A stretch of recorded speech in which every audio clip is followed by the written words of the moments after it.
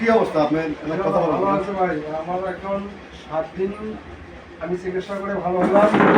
মানে 1 মাস আগে এই সমস্যা হয়েছিল, হাতে আঘাত পেয়েছিলাম। হ্যাঁ, তো মোটামুটি এই ভাইয়ের কাছে, রয়্যাল ভাইয়ের কাছে চিকিৎসা করে আমি একদম সম্পূর্ণ সুস্থ।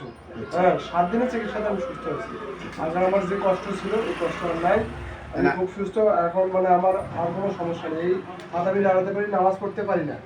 নামাজ পড়তে আমার কষ্ট হয়েছে, মানে এই হাত ত্রিকোণ চাপতে পারি না।